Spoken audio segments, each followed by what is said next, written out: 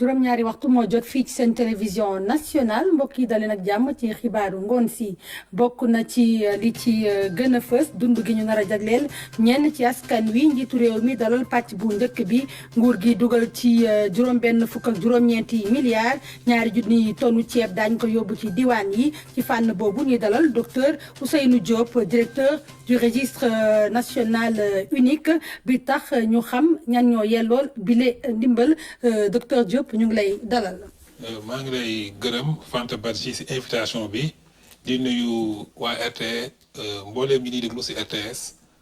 di la gërëm di la sant si invitation bi. ba tey ci li gën a fës ci xibaar yi tey ci dibéer gi ñu jàpp ni ñaari cas positif la ñu nemmeeku ci téeméer ak ñeenti test yi ñu def jëwriñ ji yor wàllu jënd meeg njaay mi taxawale jumtuwaay jaarale ko ci jumtuwaay yu xarala yi. Puma moom di wàllu waa Kolda Sédhiou ak Ziguinchor ci rek xeex Covid 19 bi jëwriñ ji yor wàllu njàng mi rafetlu takkute jàngalekat yi nga xam te ni taxaw nañu bu baax ci njàngum ndongo yi ñu fas yéene koo jaarale ci TNT bi Mamadou Talla demoon xool studio ak atelier de production yi nekk ci division de la division télévision scolaire mu rafetlu bu baax liggéey bi ñuy amal foofule ca bërëb ba. mbokk yi asalaamaaleykum wa rahmatulah ñu rafetlu seen ànd ak seen télévision nationale di tàmbalee xibaar yi ak pàcc bu njëkk bi ñu jagleel dund bi nga xam ne daañ ko jox ñenn ci askan wi gannaaw bi nguur gi taxawalee ay jumtuwaay ngir jàppale leen ci loraangay Covid 19 bi nguur gi du dugal ci lu toll ci juróom-benn fukk ak ñeenti milliards ci sunuy koppar ñu fas yéene koo jagleel lu toll ci millionu njaboot ba tax na nag ñi nga xam ne ñoom ñoo nekk ci bépp diwaan ci biir réew mi ku ci nekk ñu tànn la rek daa nga jot sa wàll. ñu teewlu ci njiitu réew mi. am naa mbégte lool ñëw tey fii ci xool tàmbali bi ñuy tàmbalee ndimbal li nga xam ne tuddoon naa ko fan yi ñu génn war ko jëmale ci askan bi yëpp nag te ñu war a jox ndimbali lu toll si million ci ay jaboot million ci ay jaboot nag nekk na lu takku boo koy xool mooy genn wàllu Sénégal daal si doomu aadama danañu jot si ndimbal loolu ndimbali nag gis nañ ko li tàmbali bi la te lu bare moo nar a ñëw lii dañu tàmbali tey waaye ay ñaari millions si saaku ceeb bu ma ko mënee xayma mooy 2 millions de sacs yi nga xam ne dinañ ko jox njaboot gi jox leen itam suukar jox leen dëwlin jox leen itam saabu ak ay macaroni wala vermicelle loolu yëpp dafa bokk ci li ñu war a dimbalee njaboot gi ñu tàmbale ko ministère de la solidarité moo yor liggéey bi ànd si ak commissariat à la sécurité alimentaire délégation à la solidarité waaye nag mu sukkandiku ci nguur gi maanaam gouverneurs yi préfet yi sous préfet yi waaye aussi sukkandiku ci maire yi nga xam ne gox bu ne commune ba bu ñu fa yegsee maire bi tam dina bokk suñuy ànd ak waa armée ànd ak gendarmerie ànd ak police lii ngeen fi gis séddale bu mel ni mosul am ndax mosuñu gis armée bi ci boppam yi ay camion armée la moom ci boppam ak camion gendarmerie dañu andi ñoom it seen matériel boole ko si li ñuy jël ci transporteur yi ngir mbir mi gaaw waaye gendarmerie mooy escorter camion yi ngeen gis yëpp bu ñu déparé ñoom ñooy calculer ñaata saak lañ fi jëlee ak dëkk ba ñu jëm bu dee Ziguinchor la wala Sédhiou wala Tamba ñaata lañ fay décharger ak magasin yañ koy décharger ñoom ñoo koy denc si jamono ji ak armée bu ñuy séddale itam ak police ñoom ñooy teewee ngir benn désordre bañ a am ak benn jafe-jafe te it dinañ ko yóbbu ba fu mu gën a mën a sore ngir ñu moytu lépp lu nuru xëccoo wala xiiroo may wax suñu mbokk yëpp nag nañu xam ne mbir mi dafay doog a tàmbali waaye dana yegg si ñëpp kon nañu xam ne programme la te it dafa yaatu moo tax dina jël tuuti temps le temps que ñu yóbbu dund bi yëpp ba ci biir réew mi fépp ci biir Sénégal. ndimbal bi tàmbali jéego bu njëkk bi di ñaari junni millions yi tonnu ceeb yi ñu fas yéene yóbbu ci biir diwaan yi l'armée bee ci nar a taxawu ndax rek li di séddale bi mën a jaar ci yoon Lamine Touré. opération ndimbal bu am solo jëmale ko ci néew ñu doole yi taxawaay bu mat sëkk ci teewaayu l'armée bi ay camion yu fees del ci li nga xam ne mooy ceeb daanaka lu toll 2 junni tonnu ceeb la ñu génnee bés bi jëm ci région yi. mu nekk ndimbal boo xam ni ci askan bi li jëm maanaam ci wàllum ci 1 million de ménages maanaam 1 million yoo xam ne ñu borom njël bu ñu ko xaymaa peut-être ci population 8 millions la donc li opération bi ñaari fànn la bu njëkk bi dañuy jëlee ceeb bi fii nga xam ni ci ñu ko jaay les fournisseurs yóbbu ko ci magasins yi mooy les magasins du commissariat à la sécurité alimentaire bi nga xam ni tous les départements am na fa bu fekkee magasins yi fees na ni ñu yóbbu ko ci l'armée ji cantonnement armée fu armée nekk wala fu gendarmerie nekk wala fu police nekk te ñu am hangar donc loolu noonu la ñuy def fu mu nekk nii lii nag bëgg nañu mu am maanaam ñu def ko ci toll juróom-ñetti fan ci lu mu bëri juróom-ñetti fan bu ñu paree ci fan bu njëkk bi bu ñu ci paree ci lañu soogaat tàmbali maanaam joxe bi buy jëm ci njaboot yi. ci wàllu logistique am na taxawaay bu am solo bi nga xam ne l'armée bi am na ko maanaam bataillon du train. ci li nga xam ne moo aju ci wàllu kaaraange convoi yi gendarmerie moo koy saytu ñoom nag pare nañu ngir yóbbu oto yi ba ci région yi. am na je crois 120 voilà éléments yoo xamante ne nii ñoom ñooy escorter camion yii di yóbbu dund bi ci biir gox yi. am na yi tamit donc 20 motocyclistes yoo xam ne ñoom ñooy sëq convoi yooyu convoi bu nekk dina am fukki camion bu ci nekk dina def 50 tonnes wala 30 wala 40 waaw suñu liggéey nag gendarmerie fii lay doore maanaam fii bu ñuy charger camion yi dañuy taxaw xool lañ ci war a charger ndax dara bana manqué. nguur gi di bàyyi xel bu baax a baax ci li nga xam ne fii lañ koy bàyyee ci réew mi ci loolee sax jot na amal ab commande bu am solo ci ceeb bi nga xam ne fële lañ koy bàyyee ca Waalo. soo jëlee ceeb bi ñun demoon nañ seet waa vallée ba au niveau donc jaarale ci waa SAED laaj neen vallée bi mais lu amoon ci ay maanaam quantité ceeb ci vallée bi doyul woon mais loolu amul problème commissariat bu ne mën na ko jëndi après yeneen aussi. bu nee ba jimmi jamono ñu def évaluation lii nga xam ni maanaam mooy joxe bi bu nee ba évaluer ndax am na ci indi na yokkute wala déet xanaa bu boobaa état bi dana jëlaat yeneen disposition yoo xam ni xëy na dana xool nu mu ci mënee boole ñeneen ñi nga xam ni ñoo amee yeneen dund yi. lii teel jamono bi président de la république moo di askan wi ko yellool jot ci anam bu gaaw fépp ci réew mi. doon naa leen ko wax ci boppu xibaar yi sunu ganu tey moo di docteur Ousseynou Diop mu di directeur du registre national unique bokk ci ministère du développement communautaire et de l'équité sociale et territoriale li ko waral mooy li ñuy waaj séddale dund bi nga xam ne nguur gi moo ko jagleel ñenn ci askan wi gannaaw jafe-jafey Covid 19 bi li mu sabab docteur Diop ñu ngi lay dalal jàmm fii ci RTS. Fanta maa ngi lay nuyu di la gërëm. voilà ndax mën nga leeral askan wi li nga xam ne moom mooy registre national unique bi jumtuwaay bi la. bon registre national unique comme ni ngeen ko xamee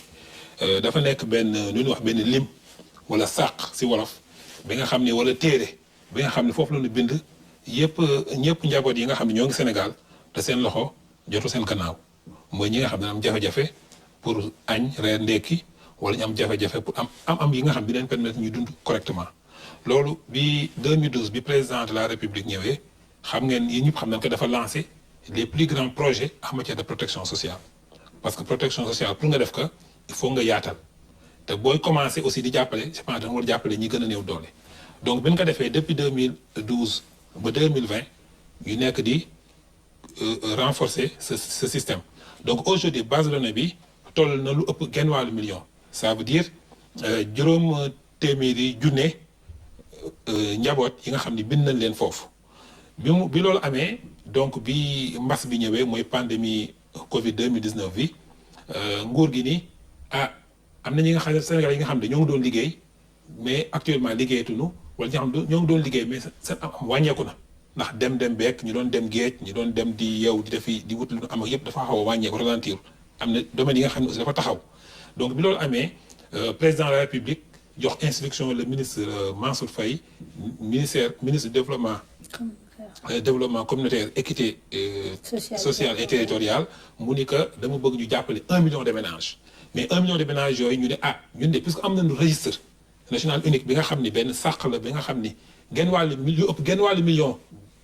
njaboot waxuma doomu aadama de njaboot ñoo ngi foofu nañ commencé foofu donc loolu lañ commencé après ñu yaatal léegi bi ñu yaatal nag dañu war a yaatal ba am 1 million pour schématiser ko jëlee par exemple tey jii Sénégal c'est en moyenne 1,6 million ménages ñoo nekk Sénégal donc bu nu jàppalee 1 million de ménages mën nañu wax ni ñetti njaboot boo jël ñaar ñi jàppale nañ leen donc mu nekk opération yoo xam ne dafa rëy donc registre national unique boobu comme ni ngeen ko xamee délégation générale à la protection sociale bi nga xam ni mi ngi ci biir ministère développement communautaire de l'équité territoriale et sociale foofu la nekk nga xam ni aujourd'hui ñun ñoo taxawal registre boobu man may directeur bi donc aujourd'hui ñun liggéey bu ñu def yëpp mooy jàppale ministère ba nga xam ni tey jii bu ñu commencé séddale bi foofu la ñuy commencé mais dañ koy yaatal ba àgg si 1 million de ménages muy nag intervention bi nga xam ni masul am si Sénégal muy intervention bu rëy bi nga xam ni ministère bi le ministre dafa demander que ñu jël responsabilité concentré si liggéey bi ba nga xam ni du am benn tolof tolof. du am benn tolof tolof xam nañ ne tey njaboot yi bari nañ. ci lan ngeen di sukkandiku ci lan ngeen di nattee njaboot yi nga xam ne ñoo yellool. bi leen dimbal. ok parce que liggéey bi fi mu commencé mooy registre national unique mais registre bi comme ni ko waxee du ministère mooy tànn du gouverneur mooy tànn du maire ñooy tànn registre bi au début amoon na tuuti coow ñu ni àggul si fépp mais registre bi commune yëpp la dem région yëpp la dem département yëpp am nañ fa commune yëpp village et quartier du Sénégal donc village boo jël Sénégal quartier boo jël Sénégal njël yi nga xam ne seen loxo ci seen gannaaw bind nañ leen foofu am nañu seen turu borom kër gi am nañu tur de responsable am nañu am na numéro téléphone ba numéro carte d'identité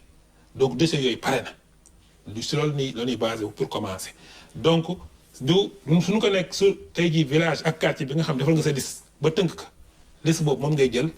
nga def assemblée générale parce que boo xoolee bi ñu soogay taxawal registre bi bu njëkk daf ñu woon loolu mais depuis 2016 2017 ba 2018 bi ñuy def mise à jour bi base de données bi bi ñu koy yeesal dañ ni léegi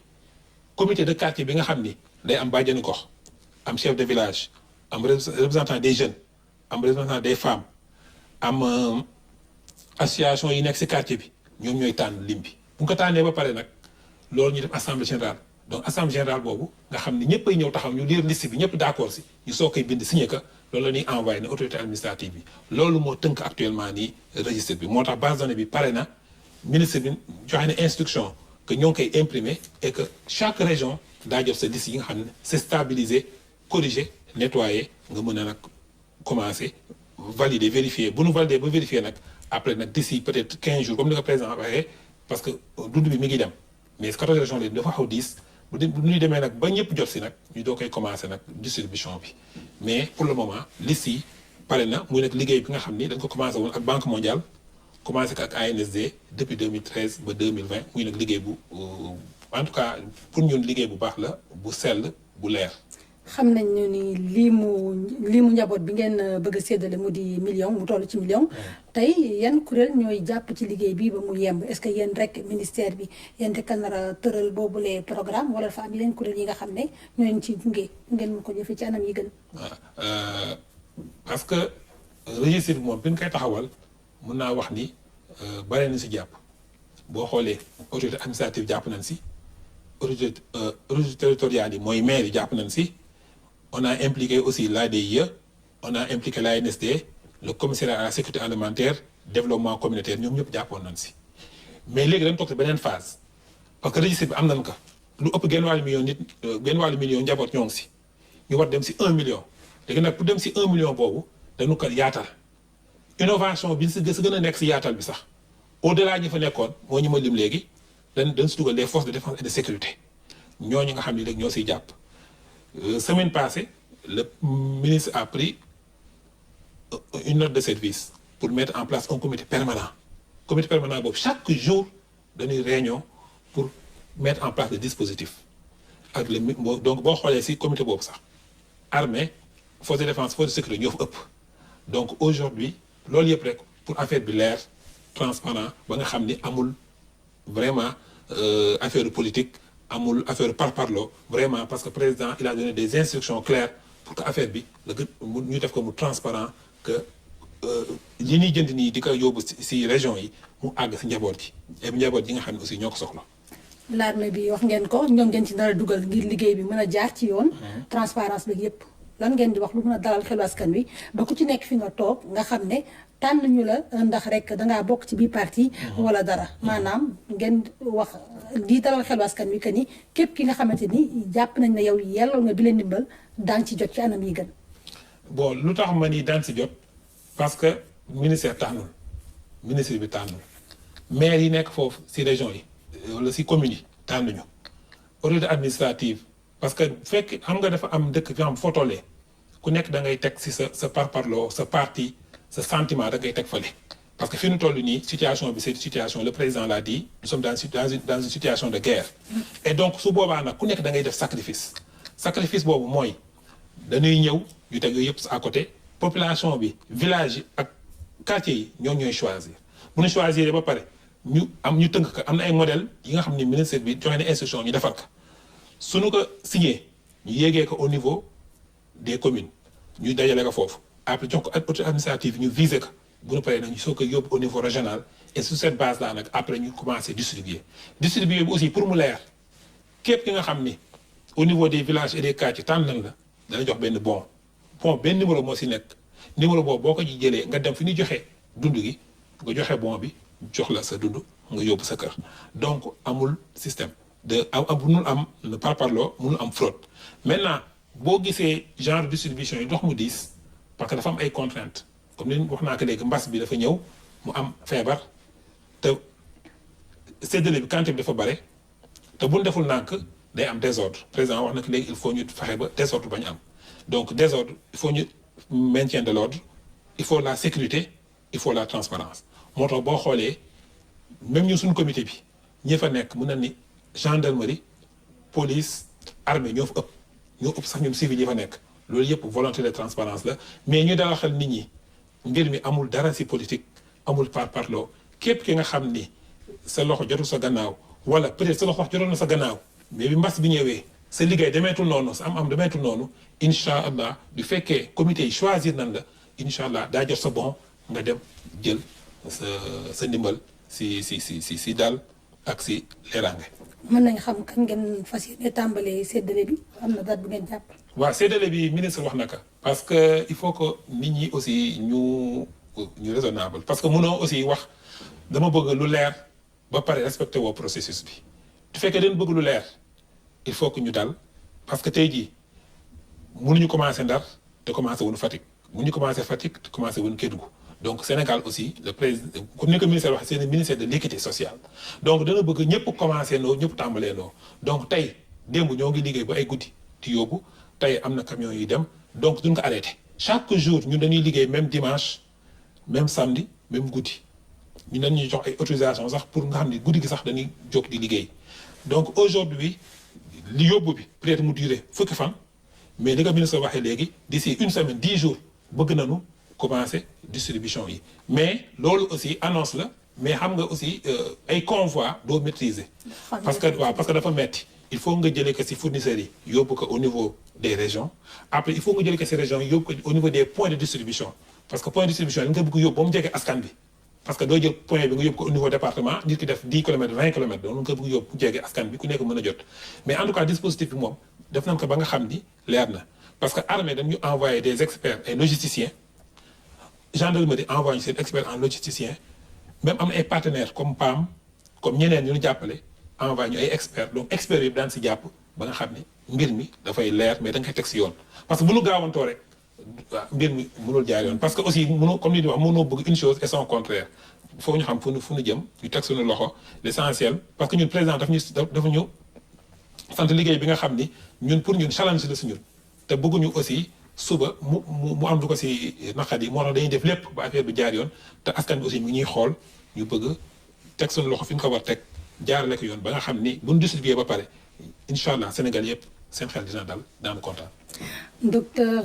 Ousseynou Diop ñu lay gërëm di la sant ngay directeur bi ñu jagleel registre national unique ñu lay gërëm di la sant. maa ngi lay gërëm di la sant Fanta Badji. jërëjëf ñuy yeggali li nga xam ne moo di xibaar yi gannaaw matuwaay yi nga xam ne nguur gi teg na ko ngir ñu mën a fexe ba askan wi toog seen biir kër yi bañ a fexe ba favoriser lii di propagation bi di Covid 19 bi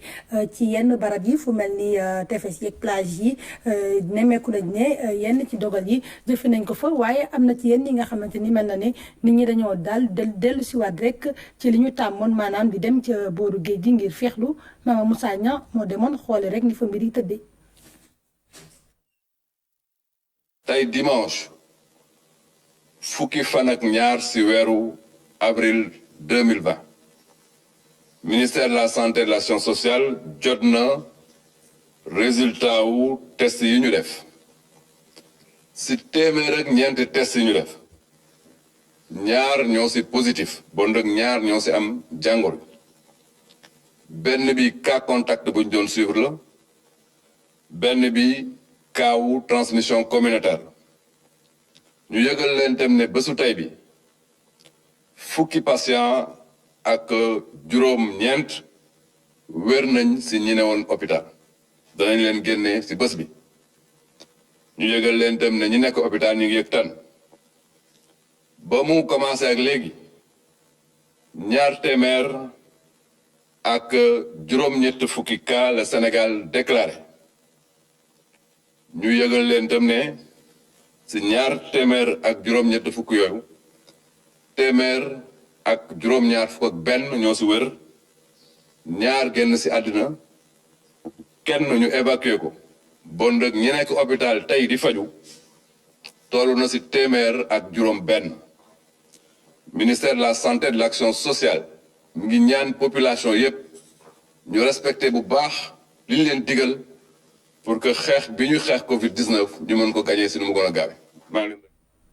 may jéggalu rek mu nekkoon jëwriñ jor wàllu wér-gu-yaram doon dellu si ci li mu tey bi gannaaw ba ñu defee test yi nga xamante ne ñu ngi ko def ci téeméer ak ñeenti test fukk ak juróom-ñeenti ñoo amee lii di coronavirus ñaar ñoo amee lii di coronavirus may jéggalu ba tey ci xeex bi ñuy xeex Covid 19 bi topp li nga xam ne moo di digle ñii di fajkat yi ba tax na am na yenn ci ñuy jëfandikoo fajum cosaan mu mel ne lañ leen doon tàggat ndax rek ñu xam nu ñuy defee askan wi ndax doon na feebar bi nga xamante ne ba fii ñu toll nii gisaguñu lu ko mën a faj ñu teewli ci Oumar Diaw. pajum aada ak cosaan téeméeri doomu Afrique yoo jël juróom-ñett fukk yi bu ñu feebaree ci paj moomu la ñuy njëkk a jublu loolu nag xam nañ ko leneen lu ñu xam moo di feebar bi di coronavirus lu jara moytu la. moytu feebar bi mooy garab bi misir yi nga xam ne moom la docteur yi joxe. léegi ministère yi nga xam ne moom la état Sénégal joxe loolu mooy première garab bi nga xam ne moom lañ am mooy raxas say loxo mooy nga def ay masque mooy nga moytu bu baax a baax a baax. ca ministère de la santé dañu bëgg a dugal ñëpp ci xeex bi yaatal géew gi ndaw si di Soxna Ndiaye Ndour di liggéey ca bureau communication bu SNEPS xamle na ne waxtaan ak borom xam-xamu aada bi lu war la lu ñuy xaar ci ñoom mooy ñu gën yee askan bi faj moom waxuñu ko. nañu maandu. xam ne feebar bi mënuñ ko faj mu bañ a yàq li nga xam ne moom lañ xamoon sooy wax na nga wax lu nga xam soo xamulee na nga noppi sooy defal li nga xam soo munoo def bayil sooy doxal li nga xam li ngay dox fekk amul fayda wala amul fulla toogal. wax ji leer na ku nekk na ci dëpp ngir ñu gën aar suñu bopp. borom xam-xam nañu tënk li ñu xam nañu yem ci li ñu mën nañu déglu borom xam-xam li ñu wax mesures yooyu nañ ko jël du feebaru jénne du feebaru liggéey du feebaru cat du feebar bi nga xam ne léegi leneen. ci suñu cosaan suñu maam yi xamuñu feebar bii moo tax ñun jànguñu lii nga xam ne moom mooy faj feebar bii. loo jàngul nag boo ne yaa ngi koy tari du yomb ñi fi teewoon li ñuy ñaan nit ñi mooy ñu gën a moytandiku maaman yi nga xam ne dañuy wax ci rajo yeeg télé yi dañuy faj bépp jàngoro loolu amul ci benn paj. jëwriñ ji yor wàllu jënd meeg njaay mi taxawalay jumtuwaayu njaay jaarle ko ci jumtuwaayu xarale ji. jumtuwaayu xarale yi ñu leen ci dimbali di douane bi nga xam ne ñooy di nga xam te ni ñoom ñooy plateforme bi di Gaynde 2000 Louis Philippe Sagna. ci jamono bi nga xam ne askan wi baa ngi jànkonteel ay jafe-jafe ci li nga xam ne mooy Covid 19 Gaynde 2000 génnee na ñaar plateforme maanaam ay xaral yu bees ci wàllum jënd ak jaay. bu njëkk bi mooy portail bi nga xam ne day yombal jënd ak jaay te nit ki du soxla mu teew donc portail boobu dafa nekk li nga xam ne lépp lu am Sénégal te lu mu may nit mu jënd te du jóge fu mu nekk ñu dugal ko ci nga xam ne képp ki nga xam ne da nga toll situation boo xam ne waroo génn te wax nga jënd boo duggee ci portail bi di nga am tegtal yëpp yi nga xam ne dina la may nga mën a def loolu. beneen fànn bi dafa nekk jumtukaay boo xam ne ministère bi lay dimbali ndax daf koy jox benn cartographie dynamique mooy li nga xam ne boo ko xoolee rek di nga xam dëkk bi si carte Sénégal bi fu mu toll ci wàllu denrée de première nécessité di nga am quantité yi di nga am prix yi te di nga mën a xam ndax manqué na wala ëpp na wala léegi mu jeex. ngir dëgëral taxawaayam ci xeex bi jëwriñ bi yor jënd ak njaay mi moo ngi encouragé bu baax a baax li nga xam ne mooy commerce électronique. loolu dañ ko doon def de façon manuelle tey jii ak plateforme bi nga xamante ne moom la ñu mettre en place dafay tax données yooyu yëpp ñu mun ko di am ci période bu gudd de telle sorte que suivi bi day nekk lu am solo te comme ni nga ko waxee tey jii dañu soxla plateforme bu mel nii boo xamante ne dafay répondre ci exigence en termes de rapidité mais aussi si modernité ndax daf mën naa toog rek man à partir de mon bureau ma xam ni telle localité situation bi fii la toll président de la République ci boppam mën na toog ci bureau mu xool ci cartographie jarul sax mu may laaj mais mu xool connecté wu xool xam ni produit bi fii la toll ci approvisionnement tel dëkk ci fii la toll donc loolu dafa nekk outil boo xamante ne bu am solo la effectivement ci wàllum liggéey bi nga xamante ne moom la ministère du commerce di def. ci loolee la chambre de commerce bu Ndakaaru taxaw ngir dugal loxoom ci li nga xam ne mooy force Covid 19. ngir wéyal liggéey bi daañu lancé waat fan yii di ñëw ay yeneen plateforme ci wàllum jënd ak jaay fii ci réew mi. reportage Lamine Touré ànd ceeg Louis-Philippe Sagna. Programme d'urgence de modernisation des axes et territoires frontaliers ñu gën ko xam ci turu PUMA dem di wàllu askan wi nekk ca Kédougou Sédhiou ak it Ziguinchor jàppale leen ci ay jumtuwaay ngir ñu mën a xeex di Covid 19 bi Kaltum Gueye. dimbali ak jàppale ñi nga xamante ni ñoom ñoo di askan wi nag bokk na ab pàcc boo xamante ni ci programme PUMA la nekk. ngir na xeex feebar bii di mbas mi ñii nga xamante ni ñoom ñoo dëkkee ci zone frontalière yi nag ñii di waa PUMA daal nañ leen di jàppale. PUMA si volet action humanitaire ak secours lañ defee lii parce que ñun volet boobu dañ ko yor tey fépp foo xam ne nit ñi am nañ ay catastrophes yu fa am wala yu mel ni nga xam ne il faut des actions urgentes si volet boobu la ñuy tibbee pour ñu def ko. ay tente ay combinaison ngir daal di aaru ay thermoflash ay saabok li nga xamante ni moom moo di eau de javel ak ay siwo yi ñu raxasee ay loxo mu nekk jumtuwaay boo xamante ni nag buñ amee ay cas dinañ ko mën a jëfandikoo waaye nag li gën a am solo mooy dinañ aar ñi nga xamante ni ñoom ñoo leen di fàcc. produit yi am nañ ay produits yoo xam ne waa kër docteur ñoo ko war a sol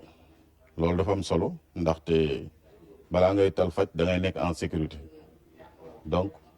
les équipements de protection les masques yooyu yëpp dañu am solo. ay thermoflash yu si bëri amul woon bon équipement de masque yeeg yooyu aussi xawoon na manqué tuuti donc je crois que moo tax geste bi bu nekk geste bu rafet boo xamante ne si lii daañu ko mën a yóbbu rapidement ci au niveau des postes frontaliers parce que léegi ñun suñu bataille foofu la nekk. lu toll ci 70 millions ci suñu koppar nag lañ jëndee matériel ngir aar waaye itam li nga xamante ne moom moo di ay produits sanitaires. dëkk yi di Kolda Sédhiou ak Ziguinchor nag daal nañ leen gën a dooleel la. te liñ si gën a neex également si matériel bi ñu indi yëpp mooy tente bi parce que si région bi yëpp district bu Médina Yoro Foulah moo amul woon ay bâtiment approprié yoo xamante ni suñu suspecté nit ki maanaam am xel ñaar ba xam am na doomu jàngoro bi suñ koy denc ba test yi ñëw dëggal ko wala ne amuñu ko woon donc tente bi ñëw na régler problème bu mag si région de Kolda donc tente bu ñuy jagleel district sanitaire de Médina Yoro Foulah la. ndimbal li nag am na solo lool parce que déjà bari na ay produits yu si nekk loolu également dañuy jël engagement ni PUMA lii nga xam ne teg na ko suñuy loxo dinañ ko jëfandikoo nu mu waree. lii nag du bu njëkk PUMA di ko def. ndax depuis bi ñu ko tegee ba léegi du mës a jóge ci taxawu ñi nga xam ne ñoo nekk ci zone frontalière yi loolu nag comité régional bi dañ xool ba xam nan la ñuy séddalee matériel boobu noonu yóbbu ko ci ñi nga xam ne ñoom ñoo ko gën a soxla maanaam fi ñuy traité maladie centre yi nga xam ne moom la ñuy traité maladie mais aussi zone frontalière yi nga xam ne moom mooy zone d'intervention bu Puma. dëkk yi nga xamante ne nag ñoo nekkee ci frontière bi ñoom ñoo gën a exposé wu ci bile feebar loolu sax moo tax ñii di waa Puma daal di leen di gën a dooleel ci ay matériel lu ni mel nag dañ ko def ngir xeex feebar bii di Covid 19 waaye li gën a am solo ci ñoom mooy ñu daal di aar ñi nga xamante ne ñoom ñoo di askan wi. ay bis yi ñu génn gouverneur bu Ndakaaru dafa jëloon dogal fas yéene tëj ci yenn marché yi waaye fu mel ni Grand Yoff Colobane ak Tilène mel na ne jëfewuñu boobule dogal teewul ñi nga xam ne ñoom ñooy ñi yëngu ci wàllu jënd ak njaay nee nañu bàyyi nañu xel bu baax ci loraange yi feebar bi mën a andi waaye seen sutura la Abass Sow demoon na ci bërëb yooyu daañu ci dellu si ci suñu yeneen i xibaar ba tey ci dogal yooyu ñu jël ca plage yi mu am ci yenn yi nga xam ne mën na ne respecté nañu yooyu les mesures yi nga xam ne autorités yi jël nañ ko am na ci yeneen plage yi nga xam ne ña fa daan dem dañoo daal di dellu si waat rek ci lañ daan def maanaam saa bu ñu xëyee dem feexlu ji Mama Moussa Niang. fii ci plage BCEAO bu Yoff boo fi egsee ay fas yu gendarmerie ñoo lay teeru gendarmerie nag daanaka mayul gaañ yi dara ci plage bu Yoff